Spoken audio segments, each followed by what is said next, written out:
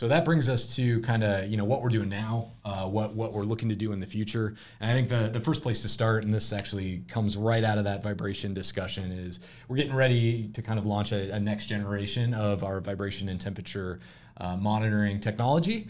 And so, I'll hit on a couple of the main points, and then Drew can jump in kind of on top of that. I mean, we really, when we looked at what do we need to make our legacy vibration and temperature platform 10 times better, there were a couple of main things we were focused on. Number one, Drew discussed some of the RF things. We needed a stronger RF connection, and I think we've accomplished that, with kind of an order of magnitude better RF connection between that device and our gateway products. We were looking to be able to do a couple of things that are vibration specific that our previous platform couldn't provide.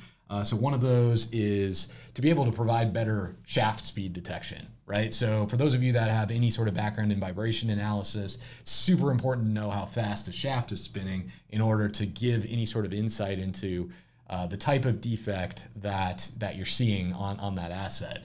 And we previously had kind of a vibration-based kind of set of firmware that would do that analysis and provide an estimate of shaft speed off the vibration sensor. This new platform will pull from a variety of different sensing sources, including kind of an improved vibration-based approach, a magnetic field sensor, and then we've got the ability to actually draw the PLC-based shaft speed into our analysis in the unit itself. So those things will create a significantly better ability to do what we call defect classification or fault analysis. So that will kind of aid in that response.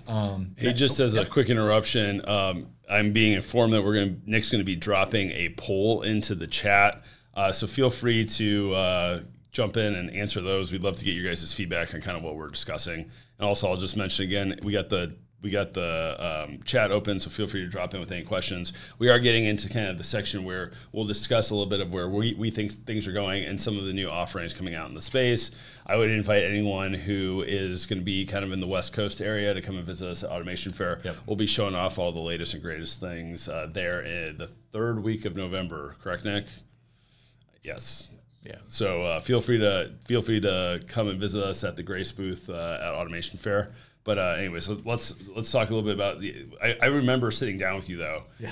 And we were like, okay, hey, we got to define what our next generation of this vibration temperature node, And so I got up and I went to my whiteboard and I go, we just need to 10x everything, And yeah, no problem. Yeah, I literally have a screen. It's still up on my board.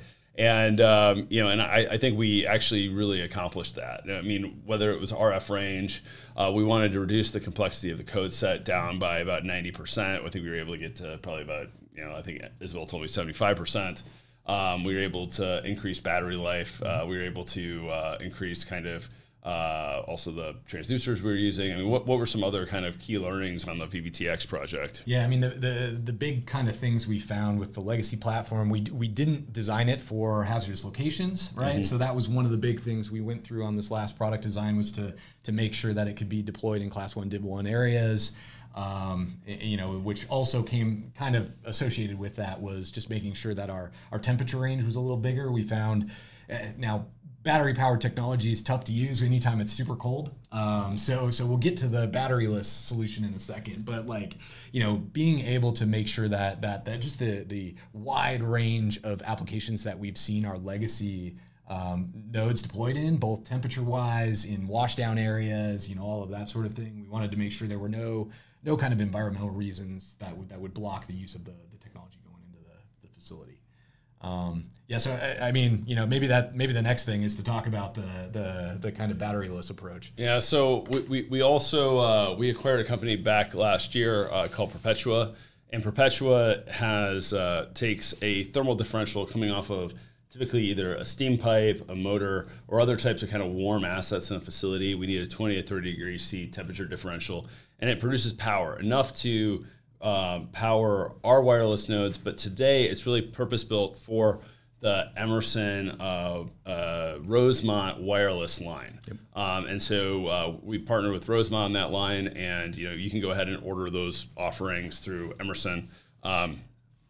It's about a puck this big with some kind of spike sticking out of it, and so we really think that one of our next development projects will be integrating all of the hardware that we took for the VBTX and connecting it into one of our Perpetua nodes, or Perpetua offerings, and so we believe in the future of kind of a batteryless IIoT future, and we think it is possible and not something actually that's that far-fetched. Yeah, it will tackle several applications directly, in addition to just getting rid of the hassle of having to change batteries, which I think is nobody likes that, right? But we can get at higher sampling rates. So typically whenever any customer or any company is selling an IoT line, ours included, that's battery powered. We talk about battery lives when we do an analysis once every 10 minutes or 15 minutes or once every hour, right? But there are some vibration applications where, man, having it on continuously would be a really great thing, right? And that's something that, if there is a thermal gradient in the area that's significant, we can potentially power these like always on kind of applications using that thermal gradient. So that's one thing we're excited about, is being able to kind of provide another non-tethered option for those always on types of applications. I think also I mentioned, you want to deploy somewhere really cold. Well, actually really cold is a really great place for the thermal energy harvesting, because you got a motor that's hot, you got an environment that's cold. Man, I mean, we can do vibration analysis there, very easily using that temperature gradient that exists. So we're really excited about that. I think probably be looking for a product in that space in the second half of next year. Maybe we'll, if you have some interesting applications, we'll probably be looking for alpha and beta sites coming up soon. There's another kind of interesting technology too that we don't have developed in-house, but I'm going to go ahead and mention a friend, Dennis Carissis with Volta Energy. I think it's doing some really, really incredible stuff on motor current signature analysis. I know that there's other players in that space. I would say though that Dennis is one of the smartest people I know, especially on electrical power. I would really want to just give him a shout out. Check out their website. If you need help getting in contact with them, feel free to drop me an email at drewa@gracetechnologies.com or drop me a note on LinkedIn, and I can get you guys connected. They've done some really, really cool stuff in a bunch of different industries. So I really enjoy working with him on stuff. Hey, we're like right on time. We got one more bullet, guys. So we're gonna just do a brief discussion, I think, of AI, right? Yep. There's a lot of questions surrounding that. It's a discussion Drew and I have been having really over the last 5 years, the actual last 5 years, not the last 15 years. I think we've discussed perceive. Like one of the big things that we have been focused on is we know that a large application in the industrial space that causes downtime more often than not is when bearings fail, right? And in that industrial ecosystem, a lot of times that bearing failure comes somewhat unexpectedly, and because the maintenance cycles aren't necessarily super frequent, you might not be able to get in and maintain. The ability to predict bearing failure is a super impactful capability for anyone in the industrial environment. And so we've kind of had a diverse approach to tackling this particular issue over the last 5 years. I've worked with some partners up at Iowa State, now at the University of Connecticut, in building out a research portfolio that's really targeted at this very specialized domain. So, number one, we built some kind of data-driven that augments our existing kind of heuristics-based approach, data-driven approaches to classifying the health of vibration assets. So that can tell you, hey, what type of bearing failure you're actually seeing. And those kind of AI-based techniques have been pretty effective. We also then have taken that kind of to the next step, which allows us to probabilistically predict when those bearing failures are going to happen. So that's saying, hey, there's a 10% chance this thing fails in the next 7 days. There's a 50% chance it's going to fail in the next 3 weeks. But man, there's a pretty high chance that you've got 6 weeks until this bearing fails, right? And these are not things that we've commercialized yet, but we've been building kind of that underlying R&D in the Perceive entity in an effort to kind of bring those alongside our existing hardware offerings that Grace has. To Drew's point earlier, we're afraid of delivering technologies that aren't trustworthy, right? And so part of that grant is to position those technologies in a way that not only give the end user the ability to trust and act on the data. That probabilistic approach is part of that, but also that can provide explainability, right? We need AI approaches in that world that are going to give the reasons why they're predicting those eventual failures. Right? Here's an example of a time a similar bearing failed, and these are the data trends that led to that failure that are very, very similar to what we're seeing right now. And so that's kind of going on in the background here at Grace, in terms of building out the kind of next generation of AI technologies. I also believe heavily kind of in the LLMs as well, and we've been able to create a ChatGPT wrapper, I guess, to be able to coordinate some different agents in ChatGPT to help run customers through troubleshooting. So basically, hey, what's going on? Let's inspect the problem, troubleshoot the problem. Here, now let's try some things to rectify the problem. And then ultimately, once the problem is resolved, we're able to run a full root cause analysis report. That's called our Foreman XAI offering.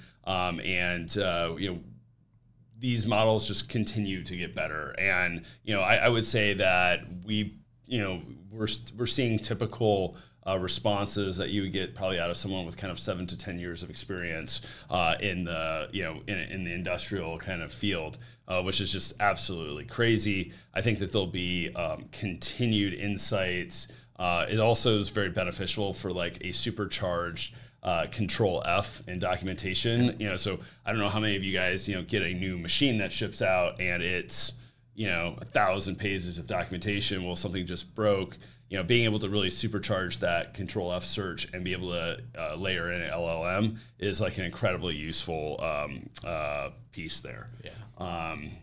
Yeah. I mean, to give Nick one more thing to do, we did have a webinar, a 2-part webinar last summer. That kind of discussed this AI, gave some kind of sneak peek at the time into the generative work that we did, the GPT-based kind of maintenance assistant. So feel free to kind of come back and watch those on demand. Yeah, and hey, for anyone who's listening too, hey, we're always looking for people to collaborate with, and for stuff that, if you see a problem in your factory, we'd love to partner with you guys and try to figure it out and see if there's a product that maybe works out at the end of it.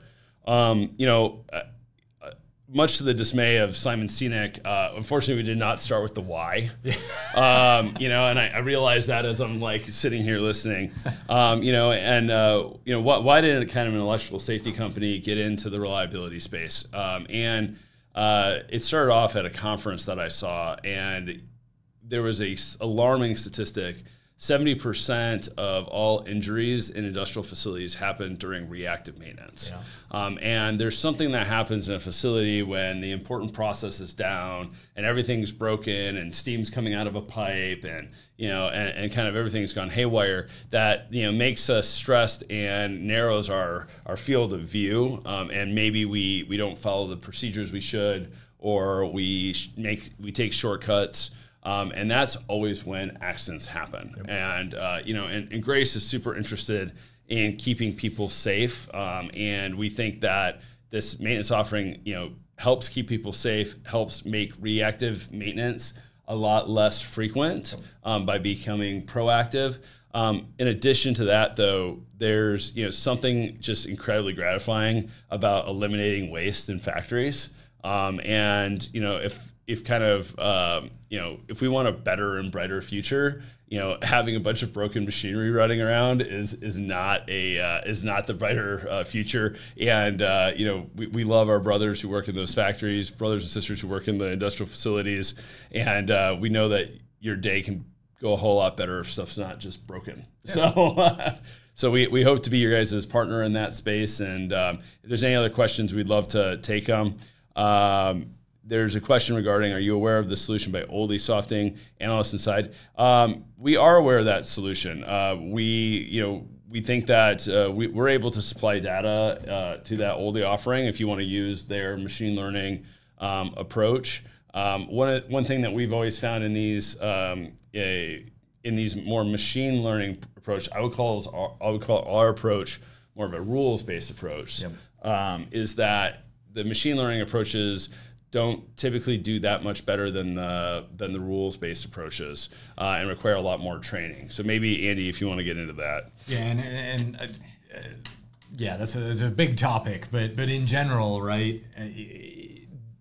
Specifically in the vibration case, any two failures can be very, very different, right? Even the same piece of equipment in two different facilities can produce two very different signatures. And so the machine learning approach to predicting failure is it's a hard problem, and it's one that we've kind of come at it from the perspective of trying to provide the most impactful data to the right places at the right time. So we would love to make our data available to any sort of complementary solution that could benefit from the wireless ecosystem that we've built out. Now that said, in the background, obviously we're also building our own kind of analysis tools, but our intent is not to ever hide our kind of core sensing platform behind that curtain and force folks into that kind of ecosystem.